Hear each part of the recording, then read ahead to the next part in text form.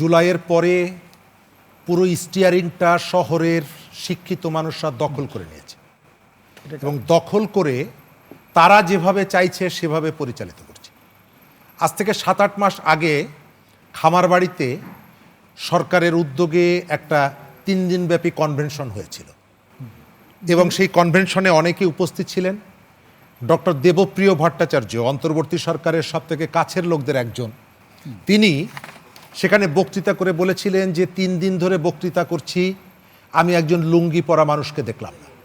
অথচ গণ অভ্যুত্থানে লুঙ্গি পরা মানুষের সংখ্যা ছিল বেশি। এখন তারা ঠিক করছে, আমি শুরুতেই বলেছি 12 তারিখে 2টো নির্বাচন হয়েছে। একটা হচ্ছে আপনি উপরিকাঠামোর যে কতগুলো পরিবর্তন করবেন, কিন্তু আপনি সেখানে পরিবর্তনের উদ্যোগটা নিচ্ছেন আপনার যে সমস্ত জায়গাগুলো পছন্দ সেই জায়গা। আমার এখানে গণমাধ্যমের সংস্কারের কি কোনো প্রয়োজন নেই? আমার এখানে নারীর যে রাইটসগুলো আছে সেগুলোর সংশোধন পরিবর্তনের কোনো প্রয়োজন নেই? যখন এই কমিশন হলো, আপনি সোহরাওয়ার্দী উদ্যানে সমাবেশ ডেকে বললেন এদেরকে পিটিয়ে আপনি বুড়িগঙ্গায় ফেলে দিব, মনে আছে? তখন আপনার এদের জন্য দরদ ছিল না, এখন দরদ হচ্ছে। এখন আপনি বলছেন এই জায়গাগুলো সংস্কার। তার অর্থ হলো আপনার হাতে যখন ক্ষমতা ছিল আপনি সেটা অ্যাপ্লাই করেছেন এবং আপনি সবকিছু ঠিক করে দিচ্ছেন। সালাউদ্দিন আহমেদ, তাহলে এই বিতর্ক আমাদের কোন পথে নিয়ে যাচ্ছে? এই বিতর্কটা সমাজের মূল যে সমস্যাগুলো আছে সেই সমস্যাগুলোর থেকে আপনাকে ডাইভার্ট করে দিচ্ছে।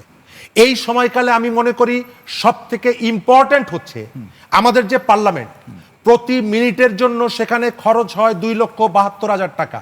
সেই টাকা খরচ করে আপনার এমপি জিজ্ঞেস করছে প্রধানমন্ত্রীর পাশে কে বসবে, এটা নিয়ে আলোচনা হওয়া দরকার।